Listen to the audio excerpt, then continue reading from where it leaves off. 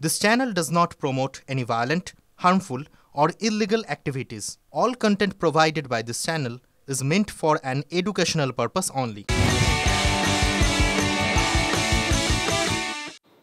নমস্কার, টিভি9 বাংলার সকলকে আবারও স্বাগত। রনিপা রয়েছে আপনাদের সঙ্গে। ঘড়িতে সময় সকাল ৮টার। সকাল ৮টা মানে এই সময় হচ্ছে ৮টায় আর্ট রিপোর্টার এক্সক্লুসিভের। প্রথমেই নজর রাখবো চিন্ময় কৃষ্ণ স্বামীর জামিন, সেই জামিনের দিকে নজর থাকবে আমাদের।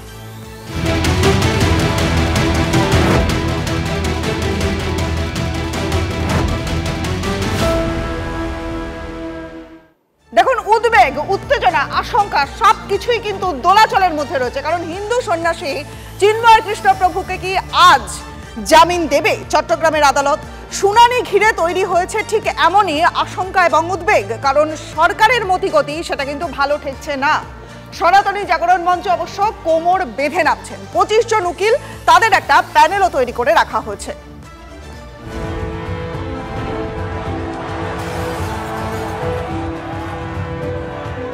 নতুন বছরে কি বাংলাদেশ সরকারের চৈতন্যের উদয় হবে? জামিন পাবেন চিন্ময় কৃষ্ণ প্রভু? আদৌ আইনি লড়াইয়ে সুযোগ পাবেন তিনি? দেশদ্রোহের মামলা দিয়ে হিন্দু সন্ন্যাসীকে 1.5 মাস জেলবন্দি করে রেখেছে বাংলাদেশের স্বৈরাচারী শাসক। ভয় দেখানো হয়েছে তার আইনজীবীদের। নানা অছিলায় পিছিয়ে দেওয়া হয়েছে জামিন শুনানি।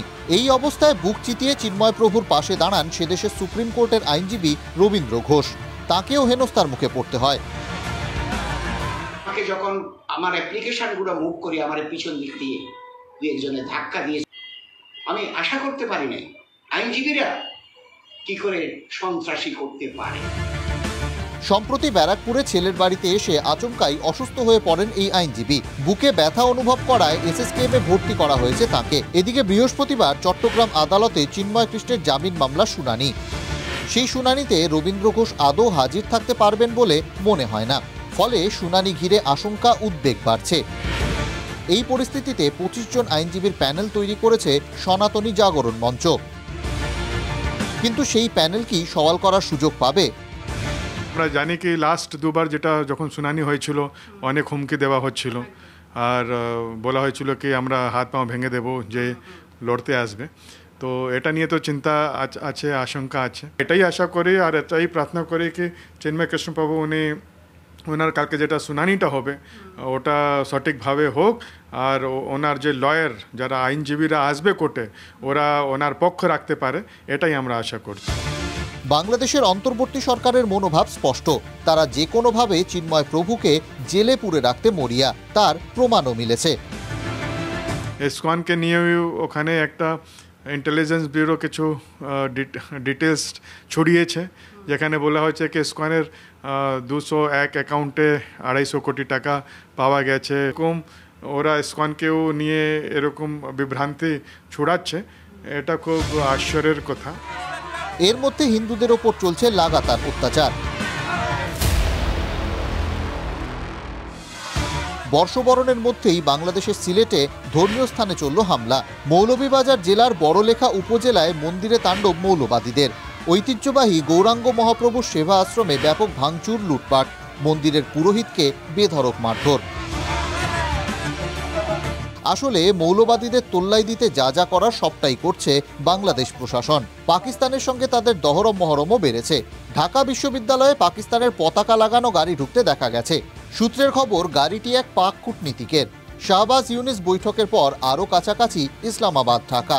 পরিস্থিতি দেখে আরও একবার কলম ধরেছেন তসলিমা নাসরিন। স্বাধীনতার শত্রুদের হাত থেকে দেশকে বাঁচাবার জন্য সবাইকে জোট বাঁধার আহ্বান জানিয়েছেন তিনি। তসলিমার বক্তব্য, ছলে বলে বিএনপি আওয়ামী লীগকে হটিয়ে ক্ষমতায় আসতে চাইছে জামাত ইসলামী, হিজবুত তাহরির, আনসারুল্লাহ বাংলা টিম। প্রশ্ন হচ্ছে, তসলিমা বুঝতে পারছেন, অথচ সহজ সত্যটা ইউনিসের মাথায় ঢুকছে না। যতদিন না ঢুকছে ততদিন হিন্দুদের ওপর এভাবেই অত্যাচার চলবে। চিন্ময় প্রভুদের জেলে পৌঁছতে হবে। Bureau report, TV nine Bangla.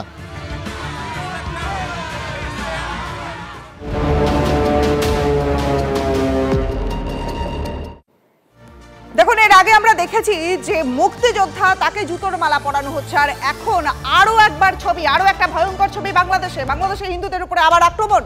চট্টগ্রামের বাসিন্দা প্রান্ত তালুকদার নামে এক হিন্দু যুবককে বাড়ি থেকে তুলে নিয়ে যায় জামাত জঙ্গিরা। কোথায় কি অবস্থায় রয়েছেন প্রান্ত তার খোঁজ মেলেনি এখনো পর্যন্ত। কেন প্রান্তকে তুলে নিয়ে যাওয়া হলো, কেন নিয়ে গেল জামাত জঙ্গিরা?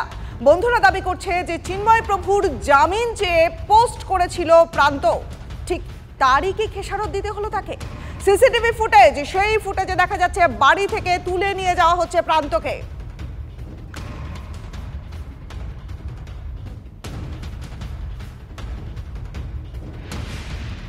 একের পর এক হামলার খবর বাংলাদেশে ফের ধর্মীয় স্থানগুলোতে হামলা কট্টরপন্থীদের। ঢাকার কেরানীগঞ্জে কালী মন্দির এবং রাধা গোবিন্দ মন্দির দখলের চেষ্টা মৌলবাদীদের। সনাতনী মহিলারা রুখে দাঁড়াতেই চম্পট দিল তারা। ঘটনায় মূল অভিযুক্ত মোহাম্মদ বকুল এবং শিখা বেগম। মূলত এদের নেতৃত্বেই চড়াও হয় কট্টরবাদীরা।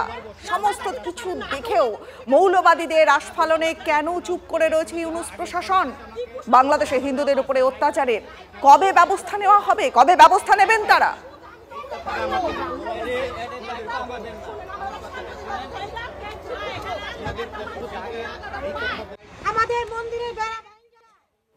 আবার বৈষম্যের শিকার বাংলাদেশে চাকরি প্রার্থীরা, হিন্দু চাকরি প্রার্থীরা। বিসিএস এ নিয়োগের জন্য পুরনো তালিকা বাতিল করে নতুন করে ফের তালিকা তৈরি। এতে বিভিন্ন ক্যাডারে বাদ পড়েছেন 168 জন প্রার্থী, যার মধ্যে 77 জনই হিন্দু। হিন্দুরা বাংলাদেশের মোট জনসংখ্যার 7.95% হলেও বৈষম্যের ক্ষেত্রে সেই হার 46%। কথা বলবো আমাদের সহকর্মী সিজার মন্ডল এই মুহূর্তে রয়েছেন আমাদের সঙ্গে। সিজার, বাংলাদেশের যে ছবি একের পর এক ধরা পড়ছে, তার মধ্যে আরো একটা নতুন খবর, নতুন ছবি, যে হিন্দু চাকরি প্রার্থী তারা বৈষম্যের শিকার হচ্ছে। আর কি কি তথ্য? দেখো, আমাদের যেমন ইউপিএসসি সেরকমই বাংলাদেশে হচ্ছে বিসিএস বা বাংলাদেশ সিভিল সার্ভিস।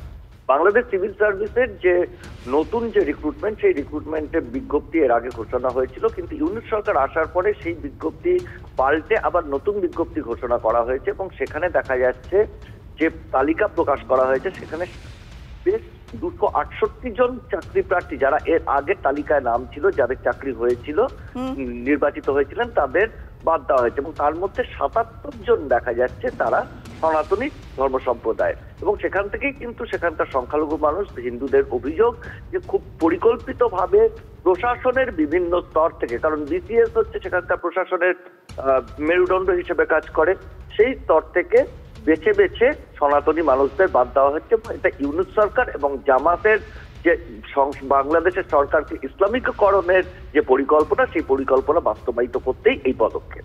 বেশ, অনেক ধন্যবাদ সিজার। নজর রাখো, বিসিএস এ নিয়োগের জন্য পুরনো তালিকা বাতিল করে নতুন করে ফের তালিকা তৈরি বাংলাদেশে।